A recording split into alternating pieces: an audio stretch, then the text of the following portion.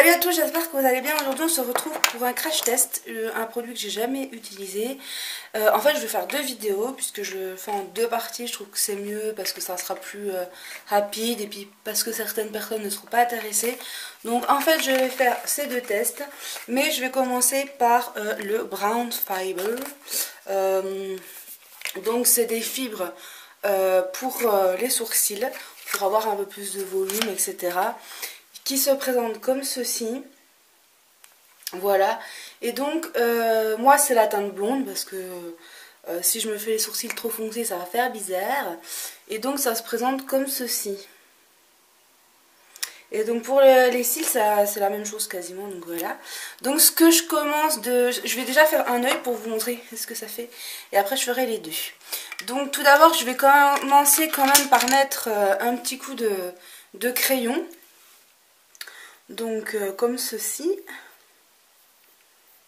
Hop. Alors le problème avec les sourcils, enfin ouais, c'est que bien souvent ils sont pas égaux et c'est jamais évident.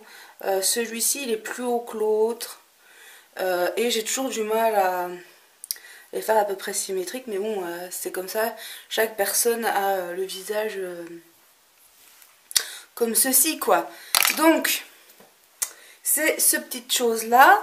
Alors je ne sais absolument pas comment ça se met, c'est tout marqué en anglais et puis voilà. Donc je fais un petit peu au pif. Donc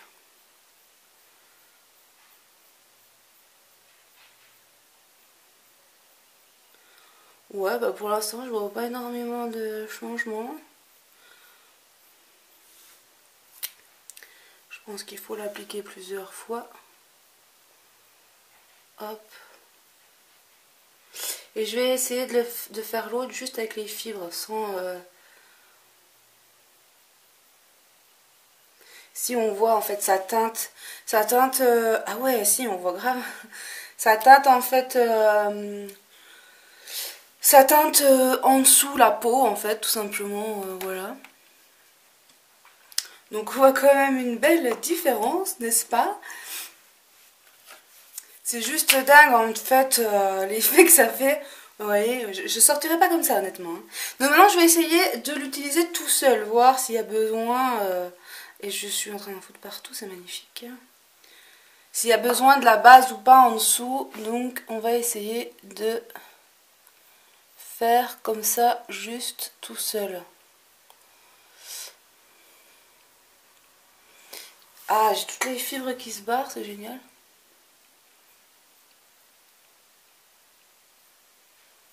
Mais en fait, il n'y a pas besoin, il n'y a pas besoin de base, quoi.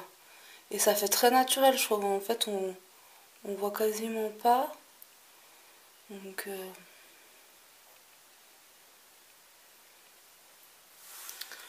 voilà, en fait, c'est pas mal. Hein. C'est pas mal du tout. Donc, je vais essayer d'enlever un peu de matière là parce qu'il y en a un peu beaucoup.